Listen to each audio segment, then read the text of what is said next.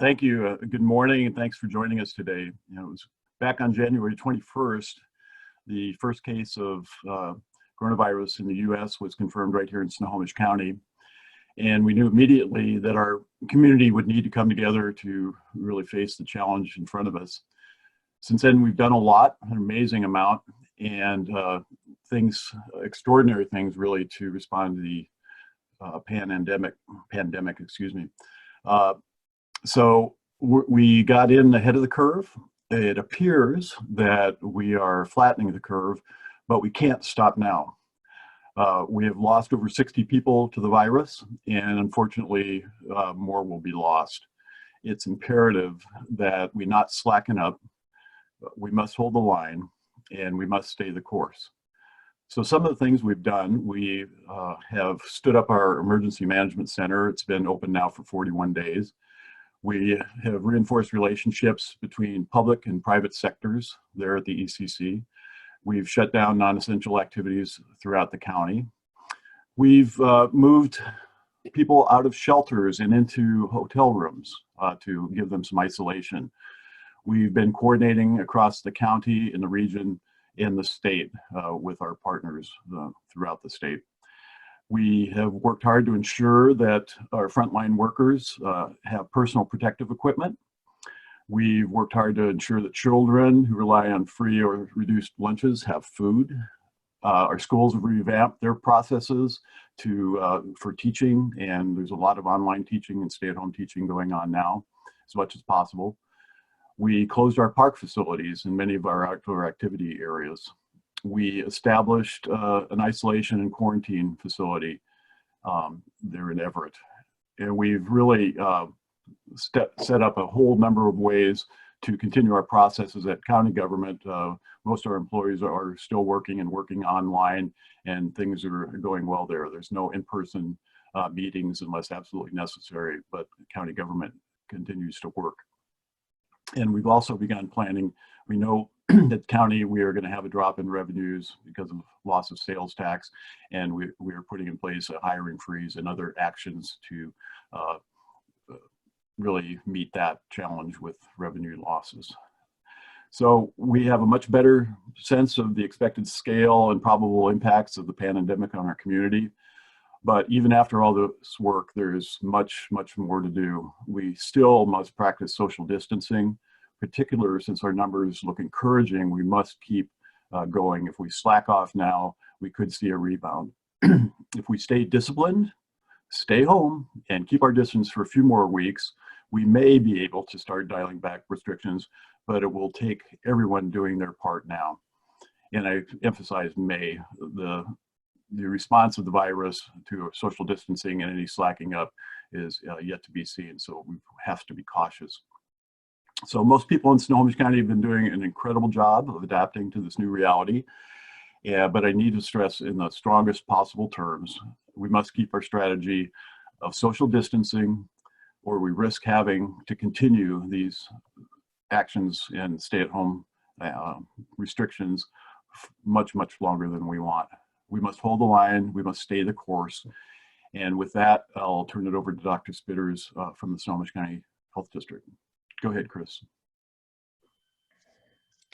Good morning. Thank you, Executive Summers. And thanks to the help of the county, working together with the Health District, the health services sector, and this, all government, all sector, all society approach that's needed to respond to this pandemic. And the support of the county has really been indispensable in this multifaceted problem we're facing of public health, economics, and all the consequences thereof. As I mentioned earlier this week, we are starting to see early indications that things are headed in the right direction. However, remember, it's important to see the numbers we see today reflect what was going on in terms of transmission a week or two ago. It's also to remember that the apparent decline in cases occurring recently is a signal that what we are doing is working, and that the hard work and sacrifices from our residents and businesses is showing an effect.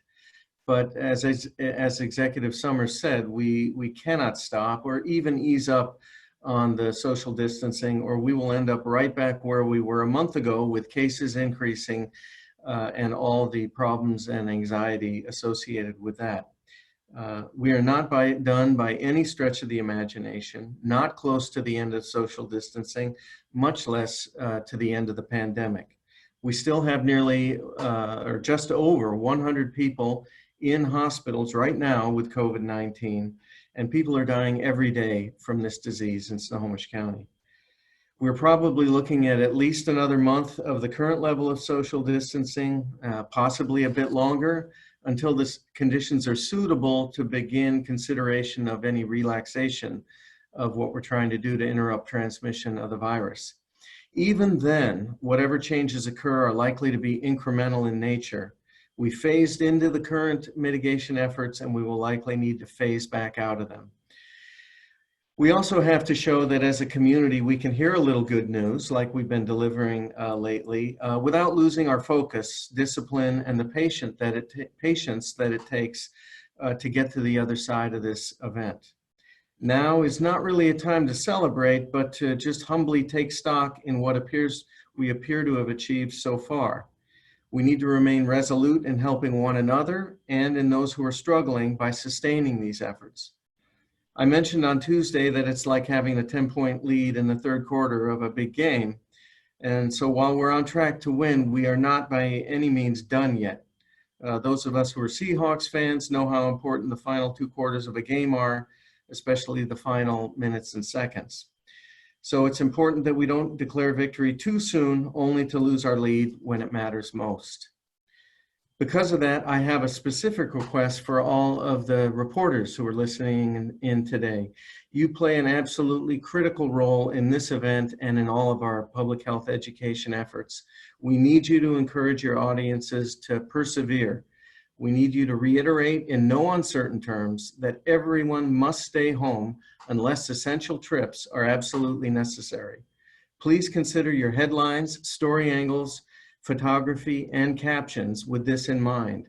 Make sure that if someone reads just the headline or hears a short teaser, they won't come away with the wrong idea. Highlight the hard work and sacrifices being done. Please don't sensationalize those who are ignoring orders and jeopardizing lives. The sunshine and warmer weather will make this even harder for our communities to remain resolute, but we cannot waver. Your help partnering with public health to get that message out loud and clear is needed and very much appreciated. We cannot do it without you. The last thing I want to cover is about testing capacity. It's important to remember that testing capability for this virus has only been around for 3 months. We have also had private sector firms developing more robust testing capabilities like rapid on-site testing. And from that perspective, it's really quite remarkable that this infection that only really began to affect humans 4 months ago is now something that can be diagnosed at the point of care. That being said, we certainly understand the frustrations by residents and healthcare partners on the early restrictions and backlogs that occurred in testing capability and testing supplies. A current complication we have is the shortage of personal protective equipment, or PPE, that is needed to protect the healthcare workers who administer these tests. Things are improving though. Testing capacity in laboratories has increased. Remember in the beginning, we just had the public health lab. Now all the major commercial labs are involved, and the technology is moving forward to create point of care testing that will be available even prior to specimens being sent to the laboratory. So this is a much needed relief, but it takes a while for these processes to mature, and there are likely to be, future hiccups here and there in the supply chain or bottlenecks in the specimen collection and processing. But please hang with us and know that this is a process that's under development, and overall the trajectory is a good one. We have tested more than 2,000 individuals in a relatively short amount of time through the drive-through testing site that was put up with the help of the Federal Emergency Management Administration and the Snohomish Health District. We've also seen reported numbers of cases decreasing in recent days, as well as testing participant registration, which we think is a signal that maybe indeed the level of illness and the amount of cases out there is decreasing. But there are still people who want to be tested who would not meet the criteria for the drive-through testing site. We would encourage them to talk to their medical provider to see if they should be tested. It is important to remember that for otherwise healthy individuals who are not high risk and who are not working in essential business or service functions, the advice they would be given whether to be tested or not for COVID-19 would be the same. If you have any symptoms of respiratory illness, fever, cough, difficulty breathing, sore throat, stay home and do so until 72 hours after the fever has resolved and the symptoms have begun to improve, and until at least 7 days have passed from the initial symptoms having occurred. And while the stay home, stay healthy order is in place, even healthy individuals should be home except for essential work and essential errands. We are continuing to work on transition planning for the site with the federally supported testing that ends today. Please look for a press release from us with more details on that later today. So with that, I will turn it over to Dr. Beecroft to share more about what he is seeing in the emergency department at Providence Medical Center in Everett. Thanks, Dr. Spitters. As Executive Summers and Dr. Spitters said, on the front lines, I think we're seeing some early signs of encouragement. And a lot of this has to do with their efforts and many others in the county. We at the hospital at Providence, Everett, really want to say thanks to Executive Summers and Dr. Spitters and all the people involved in this effort. I worked a lot of shifts when this first started a few weeks ago, when our volumes really started to tick up. It came fast. What we saw on the front lines was just a sudden and very rapid increase in patients with respiratory illness. It felt to many of us like suddenly we were in a car speeding towards the edge of a cliff. And I think we all just started to pump the brakes immediately and do that through social distancing and putting in these important public health measures. And I think where we're at now is we seem to have hit the brakes. We seem to, as Dr. Spitters mentioned, kind of be in the third quarter. I feel like our car has stopped before the edge of the cliff through all the efforts of the county and the health department. Excuse me. And other places weren't so lucky. So I think other countries, other cities weren't so lucky. But we seem to be kind of one wheel over the edge of the cliff and have maybe stopped just in time. And now we're kind of very carefully getting out of the car and hoping it doesn't tip over. It was close. From our perspective, it felt like it was going to turn into a major disaster. And now it seems like we have a real chance of averting that. We had fears of running out of ventilators. We had fears of running out of beds. And we, at this point, if we continue the current trajectory, I think have a chance of avoiding that and maintaining a functional hospital for the community, which was our goal. So for the last few weeks, we've seen pretty steady volumes. We are still seeing patients with COVID-19. We are still seeing sick patients. So I want to add to the emphasis that we're not out of this yet. Progress is definitely been made through social distancing measures. It absolutely works. From our perspective, though, people are still coming in sick. We still are seeing people every day. There's people in the emergency department right now who have active symptoms. But again, it's less. So keep doing what we're doing and be encouraged by the progress. But I agree that it's not time to relax anything. We've seen the progress and now we need to finish the job. As far as people coming in the emergency department and when to come in, we still want to encourage people who have symptoms and who feel they're sick to come in and be seen. We don't want asymptomatic people coming in for testing. We're there to provide medical care for people who are sick. That's who needs us. Our volumes, we have good capacity now to see people. Our hospital is doing okay. There are beds, there are ventilators. So I want everybody to be encouraged that we're in good shape in that regard. The other thing I want to mention that I think is important that is just starting to emerge in the patients we're seeing is we're seeing patients that should come to the hospital with other diseases, congestive heart failure, COPD, diabetes, people who have symptoms that seem like a stroke, people who are having chest pain that might be a heart attack. We're seeing those people stay away from the hospital, maybe out of fear. I want to encourage people that we, at this point, are fairly dialed in so much as I think a hospital can be in regards to having our patients with respiratory illness isolated and separated. Coming to the hospital is safe and it's important. We're seeing this more and more, and this is emerging as a problem every day. And I think it's going to become a trend, and I have a real concern that people are putting off medical care that need medical care. Again, chronic conditions, CHF, maybe recurrent anemia, cancer treatments, COPD, diabetes, all these chronic health conditions which are prevalent in our community and many others. I think some care is being deferred out of people staying away from the healthcare system. So please do still seek emergency care when appropriate. We have PPE.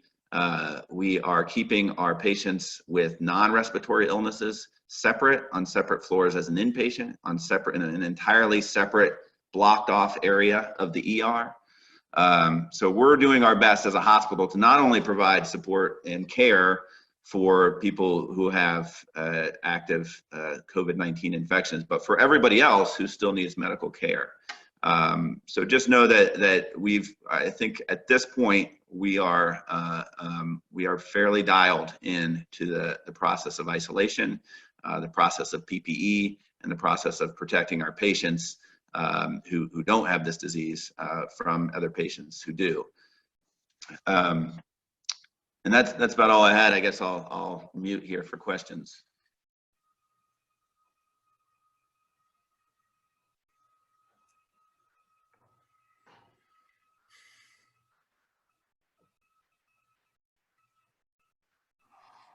Dr. Spitters, you want to take the first one, talk more about the testing situation?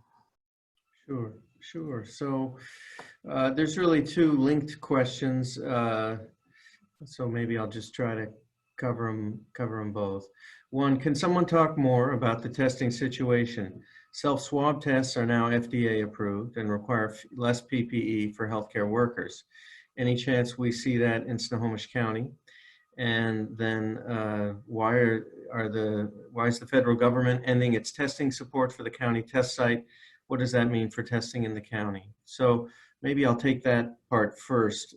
Part A, the FEMA fomented testing was meant as a short-term surge to really foment testing in the community, provide supplemental testing, but it was not intended as a long-term endeavor by the federal government. So they've come, I think we've done 3 full weeks of testing, and their commitment is done. So now that responsibility, and we'll move on to the state and local control to continue some form of drive-through testing to supplement what is occurring through other medical facilities in the county. So that's something you should stay tuned to hear about in our press release later today. And then the other related question is about testing technology. Is, as I had said earlier, it's moving along quickly. I mean, now we're moving from centralized lab testing. There's more point of care tests available. We're moving from being limited to nasopharyngeal swabs, which require a healthcare provider to administer, to just swabbing the nose, and that can be done by someone themselves, either in their car or at home. And so that does open up the possibilities for one, making testing more accessible to folks, as well as reducing the need for PPE. And much of that is already being done. In fact, a lot of the formative work that got the Food and Drug Administration approval for nasal swab testing and for self-testing was the Everett Clinic and Dr. Tu there. So that some of that, it was actually spawned here locally and is already in practice. And you know, I think that you'll just see more and more of that as time evolves. Testing being done, meaning the analytic part, the laboratory part, and the results being done closer to home, closer to the clinic, closer to the place of collection, and you know, less demand for providers collecting the swab themselves and exposing themselves and needing to use the personal protective equipment. So that's already underway, and I think it'll just become more and more. We do have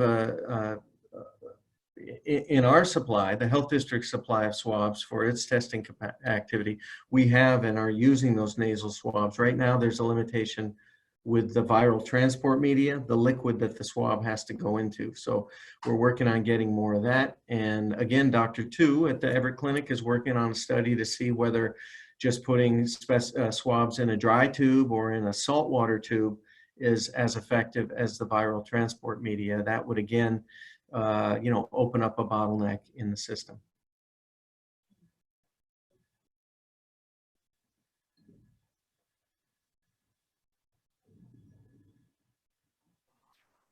A question about the next phase in the next month, and what will the impact of COVID impacts in the county look like in that next phase?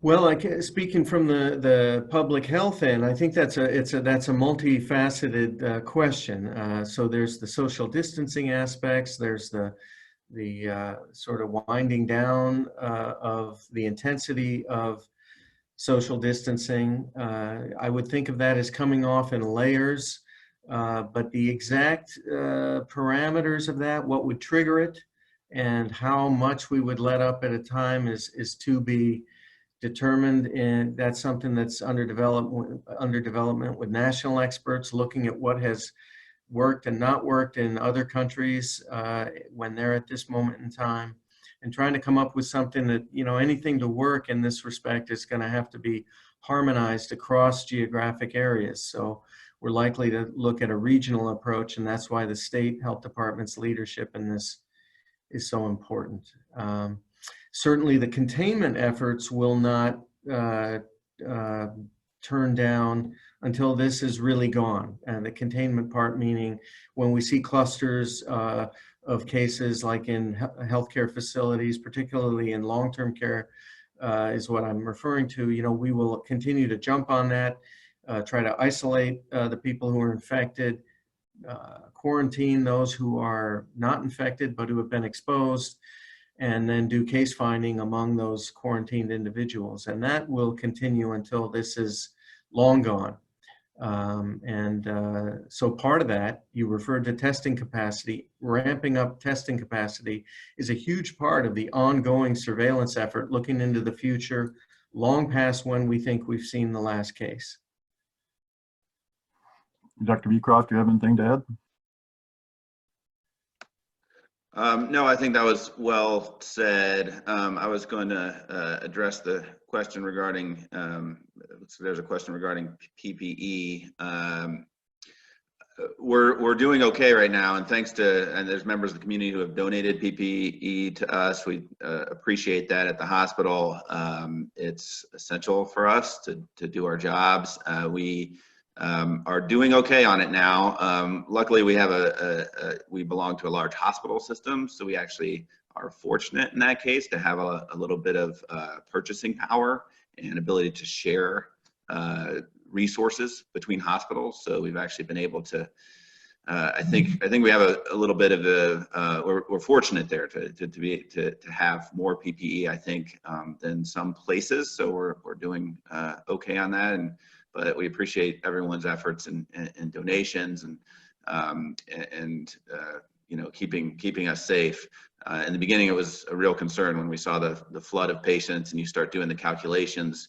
You look at exponential growth, and you say, how many cases are going to be here in 2 weeks? And you start to realize you may not have enough. But through everyone's efforts, we're looking okay for the time being. We have masks for patients who come in, and you know, we're hanging in on our supplies.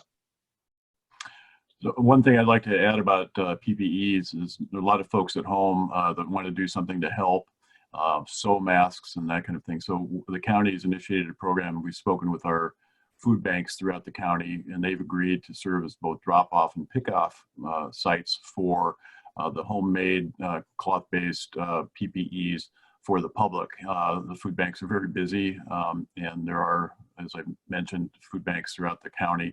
And we're hopeful that distributing those homemade masks out to the public will take some of the pressure off the medical grade and higher quality things that really are needed by our medical facilities.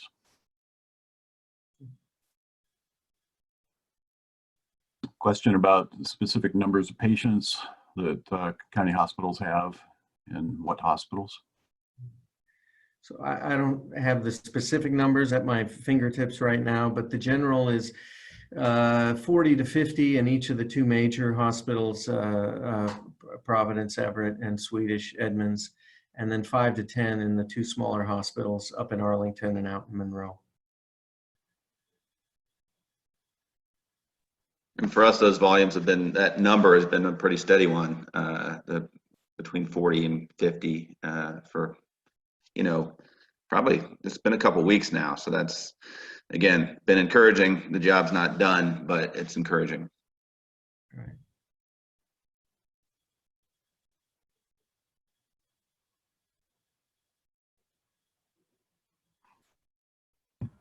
Anything else?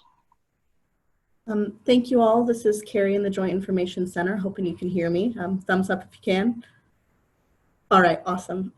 So not seeing any additional questions, and coming up here on 10 o'clock, I want to thank everyone for joining us today. This video will be available online at the Snohomish Health District's COVID-19 page by noon today. We'll also work to get a transcript available, and it will be shared on social media. And please stay tuned for future media availabilities. Thank you so much for joining us. Thank you. Thanks very much.